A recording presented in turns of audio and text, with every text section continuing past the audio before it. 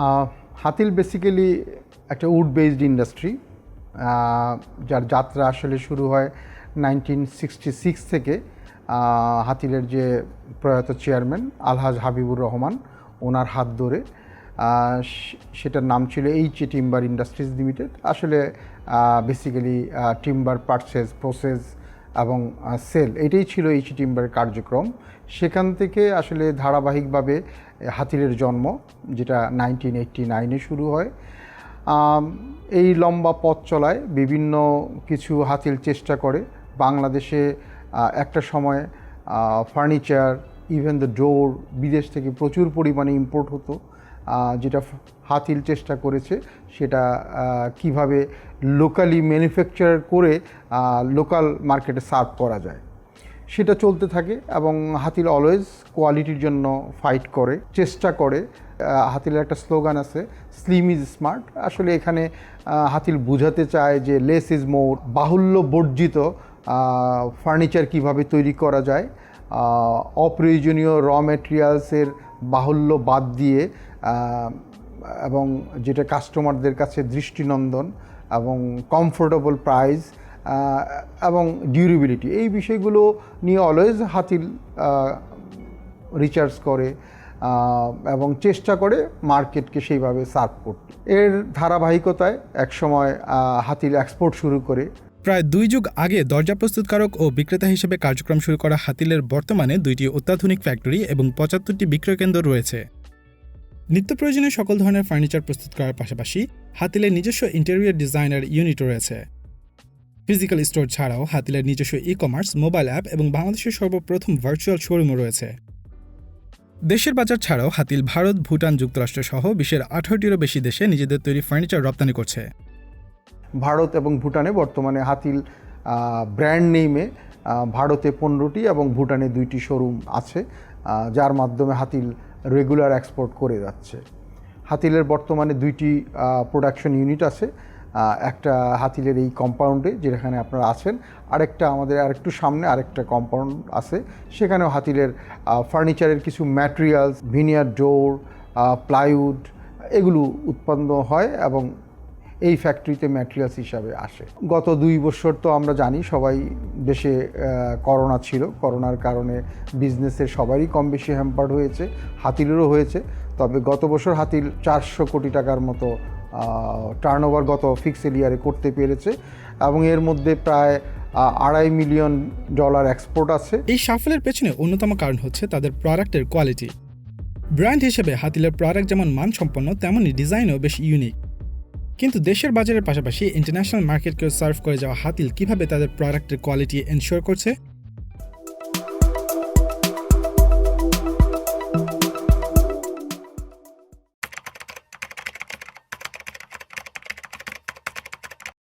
হাতিলের প্রতিষ্ঠাতার যে স্বপ্ন, সেটা পূরণের লক্ষ্যে আমরা আধুনিক যন্ত্রপাতি দিয়ে এই আমাদের হাতিল ফ্যাক্টরিতে সুসজ্জিত করেছি। তো এখানে আমরা সর্বাধুনিক যে প্রযুক্তি রোবোটিক্স, সেটা ব্যবহার করছি। এখানে আমরা ইআরপি ব্যবহার করছি সুষ্ঠু ব্যবস্থাপনার জন্য। এখানে আমরা ডাস্ট কালেক্টর ব্যবহার করছি যাতে করে পরিবেশ দূষিত না হয় এবং আমাদের কর্মীদের স্বাস্থ্য রক্ষা হয়।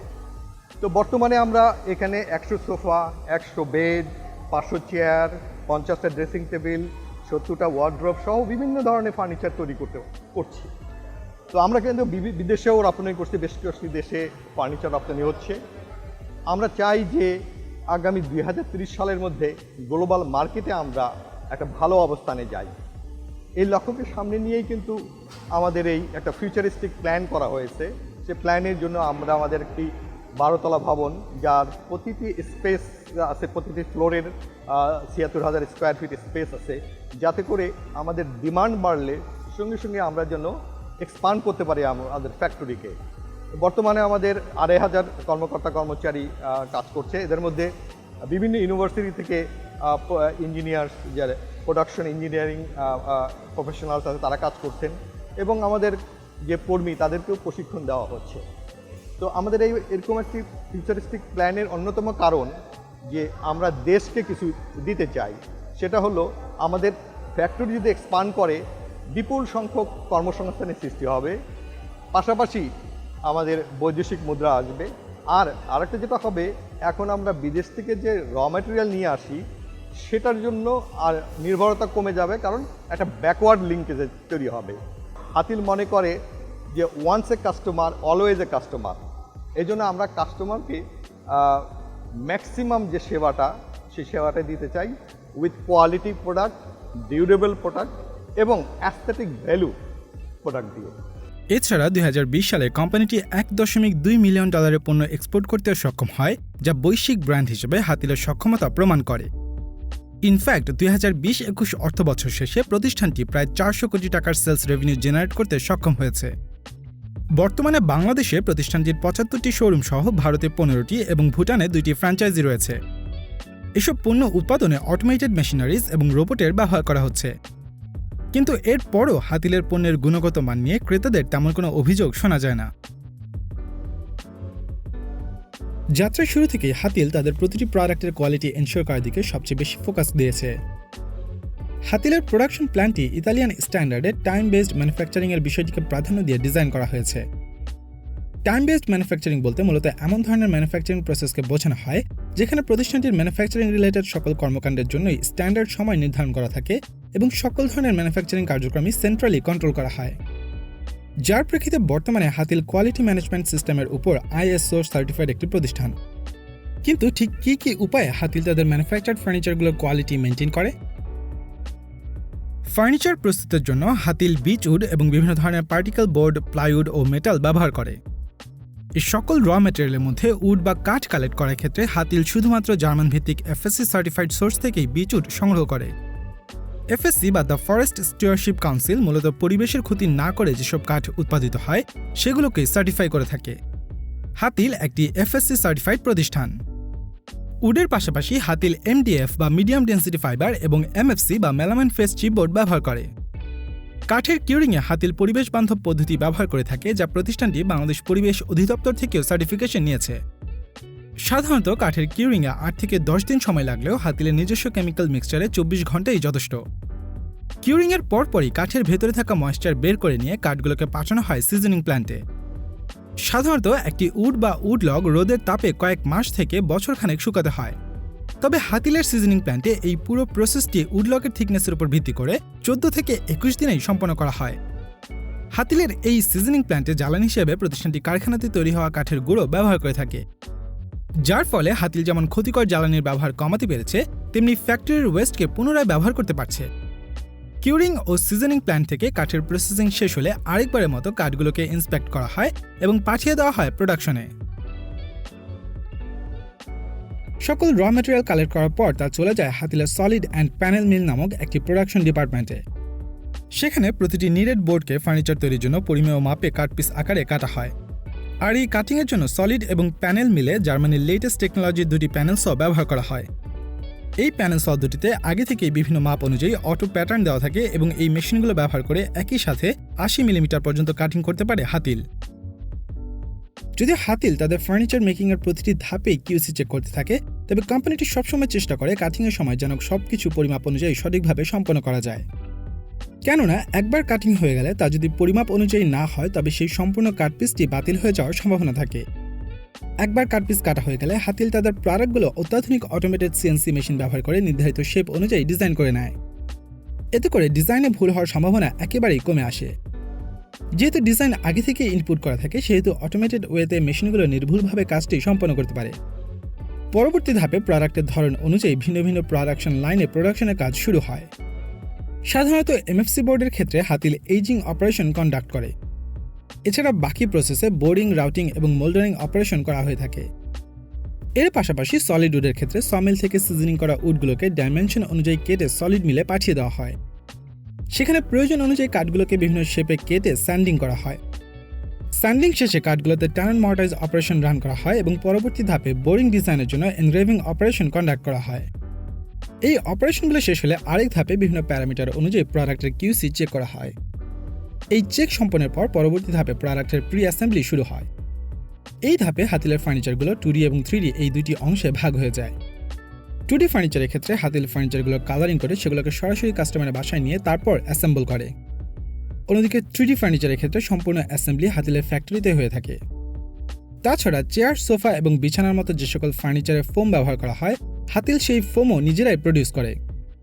হাতিল মূলত সেমি ফোম, পলিফোম এবং সুপার সফট ফোম এই 3 ধরনের ফোম প্রডিউস করে। কমফোর্টের দিক থেকে সুপার সফট ফোম সবচেয়ে বেশি কমফোর্ট প্রোভাইড করে, তাছাড়া সেমি ফোম এবং পলিফোম তুলনামূলক কম কমফোর্টেবল। তবে হাতিল মূলত এই ধরনের ফোম মিক্স করে থাকে। মূলত আন্তর্জাতিক ব্র্যান্ডগুলো থেকে সার্টিফাইড ফোম কেমিক্যাল সংগ্রহ করে হাতিল ফোমগুলো তৈরি করে থাকে। অন্যদিকে ম্যাট্রেসের ক্ষেত্রে হাতিল সবসময় অর্থোপেডিক ফেল্ট ম্যাট্রেস প্রডিউস করে। এই ম্যাট্রেসগুলোতে রিবন্ডেড ফোমের পাশাপাশি ফেল্ট ব্যবহার করা হয়, বিধায় ব্যবহারকারীকে পর্যাপ্ত কমফোর্ট সার্ভ করতে পারে। হাতিলের প্রোডাকশন প্রসেসের আরেকটি ডিপার্টমেন্ট হচ্ছে আপহোলস্ট্রি ডিপার্টমেন্ট, যেখানে চেয়ার এবং সোফা তৈরি করা হয়। এই ডিপার্টমেন্টের প্রোডাকশনের জন্য হাতিলকে সবার আগে প্রপার ফ্যাব্রিক সিলেক্ট করতে হয়। এই ডিপার্টমেন্টের সকল ফ্যাব্রিকই বিদেশ থেকে আমদানি করে হাতিল। আমদানিকৃত ফ্যাব্রিক কাটিংয়ের জন্য হাতিল ইউএসএর লেটেস্ট টেকনোলজি স্বয়ংক্রিয় মেশিন ব্যবহার করে, যা মাল্টিলেয়ার ফ্যাব্রিক কাটিংয়ের মাধ্যমে 10 লেয়ার পর্যন্ত ফ্যাব্রিক কাটিং করতে সক্ষম। এতে করে কাটিং পার্টের ডাইমেনশন অনেক বেশি অ্যাকুরেট হয়, যা ম্যানুয়ালি করা হলে ভুল হওয়ার সম্ভাবনা থাকে। এছাড়া ফ্যাব্রিকের কাটপিসগুলোকে সেলাই করার জন্য জার্মান টেকনোলজির গার্বার মেশিন ব্যবহার করে হাতিল। এতে করে ফ্যাব্রিকের যে সুইং বা সেলাই করা হয় তা অনেক বেশি স্ট্রেংথফুল হয়, যা সহজে খুলে বা ছিঁড়ে যায় না। ক্রমান্বয়ে স্ট্রাকচার অ্যাসেম্বলি করে ফোম ও ফ্যাব্রিক হাতিলের অভিজ্ঞ কর্মীদের হাতে সুনিপুণ দক্ষতায় 6 স্তর বিশিষ্ট কিউসি চেকের মাধ্যমে একটি পরিপূর্ণ ফার্নিচারে পরিণত হয়। কাঠ, প্লাইউড ও নানান ধরনের পার্টিকেল বোর্ডের পাশাপাশি হাতিল মেটাল দিয়ে তৈরি চেয়ার, লবি চেয়ার, আলমিরা, এক্সিকিউটিভ টেবিল এবং ফাইল ক্যাবিনেট ইত্যাদিও তৈরি করে থাকে। হাতিল সাধারণত শীট এবং পাইপ এই 2 ধরনের মেটাল ব্যবহার করে থাকে। হাতিলের বিভিন্ন ডাইমেনশনের শীট এবং পাইপ রয়েছে। প্রোডাকশন লাইনে 2 ধরনের মেটাল দিয়ে তৈরির জন্য আলাদা আলাদা প্রোডাকশন লাইন মেইনটেইন করা হয়। হাতিলের মেটাল ইন্ডাস্ট্রিতে জাপান ও ইটালির লেটেস্ট টেকনোলজির মেশিনগুলো সূক্ষ্ম পাঞ্চিং ও কাটিং অপারেশনের মাধ্যমে এবং 4 স্তর বিশিষ্ট কিউসি চেক সম্পন্ন করে আধুনিক মেটাল ফার্নিচার তৈরি করে থাকে। এতে করে প্রপার ড্রিলিং, ওয়েল্ডিং ও গ্রাইন্ডিং অপারেশনের সাথে প্রপার কেমিক্যাল ট্রিটমেন্ট করে সালফেটিং ও নিকেলিং করা হয়ে থাকে, যা মেটালের সারফেস স্ট্রেংথ বাড়ায় ও মরিচা রেজিস্ট্যান্ট হিসেবে কাজ করে ফার্নিচারের লাইফ টাইম বাড়িয়ে তোলে। প্রোডাকশন চলাকালীনও হাতিল প্রতিটি প্রোডাক্টের নির্ধারিত প্যারামিটার অনুযায়ী ইন্সপেকশন করে থাকে, যাকে ইন প্রসেস ইন্সপেকশন বলা হয়। এক্ষেত্রে কোনো র মেটেরিয়ালের সমস্যা মনে হলে প্রোডাকশন চলাকালীন বেশ কিছু ইন্সপেকশন করা হয় এবং তা ঠিক করার ব্যবস্থা নেওয়া হয়। ফার্নিচার তৈরির শেষ ধাপে এই ফার্নিচারগুলোকে কালারিং ও বার্নিশ করা হয়। 2D এবং 3D ফার্নিচারের উপর নির্ভর করে হাতিলের কালারিং জোনটিকেও আলাদা করা হয়েছে। কোম্পানিটি 2D প্রোডাক্টের ক্ষেত্রে ইউভি বা আলট্রাভায়োলেট লেকার ব্যবহার করে। ট্র্যাডিশনাল ওয়েতে ফার্নিচার কালারিং করার পর কিউরিংয়ের জন্য 6 থেকে 7 ঘন্টা অপেক্ষা করতে হয়। তবে ইউভি লেকার ব্যবহারের ফলে হাতিলের ফার্নিচারগুলো ড্রাই হতে সময় লাগে মাত্র 8 থেকে 10 মিনিট। অন্যদিকে 3D প্রোডাক্টগুলোর জন্য হাতিল রোবট ব্যবহার করে। 3D প্রোডাক্টগুলো কনভেনশনাল ওয়েতে কালারিং করা হলে কালার ওয়েস্ট অনেক বেশি হয়, যা রোবটের মাধ্যমে করলে একেবারেই হয় না বললেই চলে। কেননা রোবটের জন্য নির্ধারিত সময় ও পরিমাণ আগে থেকেই ইনপুট দেওয়া থাকে। এই কাজগুলোর ধাপে ধাপেও স্যান্ডিং এবং কিউসি চেকিং চলতে থাকে, যাতে করে কোনো প্রকার ডিফেক্ট ধরা পড়লে তা সলভ করা যায়। ফাইনাল প্রোডাকশন শেষ হয়ে গেলে প্যাকেজিংয়ের আগে প্যারামিটার অনুযায়ী আবারও কোয়ালিটি চেক করা হয়, যাকে প্রি শিপমেন্ট ইন্সপেকশন বলে। সেখানে যদি কোনো ভুল বা সমস্যা ধরা পড়ে তবে তৎক্ষণাৎ হাতিল তা আবার রিভাইজ করে এবং ভুলগুলো সমাধান করে। অন্যদিকে মেটালের ফার্নিচারগুলোর ক্ষেত্রে হাতিল কালারিং করার জন্য পাউডার কোটিং ব্যবহার করে, যা মূলত পাউডার বা লিকুইড কালার কোটিং করার মাধ্যমে হিট দিয়ে ফার্নিচারের উপর বসানো হয়। এছাড়া ফাইনালি পিস বাই পিস প্রতিটি প্রোডাক্ট আলাদা আলাদা ইন্সপেকশন করা হয়। মূলত 4টি মূল জায়গায় কোয়ালিটি ইন্সপেকশনের ফলে হাতিলের প্রোডাক্টের ডিফল্টের পরিমাণ কমে আসার পাশাপাশি কাস্টমার কমপ্লেনের পরিমাণও অনেক কমেছে। ইন্সপেকশনের জন্য বিভিন্ন ডিপার্টমেন্ট নিজেদের কাজের সুবিধা অনুযায়ী কিউসি টুল ব্যবহার করে, যার মধ্যে অনেকে ফ্লো চার্ট, অনেকে চেক শিট ব্যবহার করে। আবার কিউসি রিলেটেড প্রবলেমগুলো সলভ করার জন্য Hatil cause and effect diagram বা ইশিকাওয়া ডায়াগ্রাম মেনটেন করে। এতে করে রুট কজ অ্যানালাইসিসগুলো হাতিল কাইজেনের আকারে নিয়ে আসে, যেন পরবর্তীতে সে ধরনের ভুলের পুনরাবৃত্তি না ঘটে।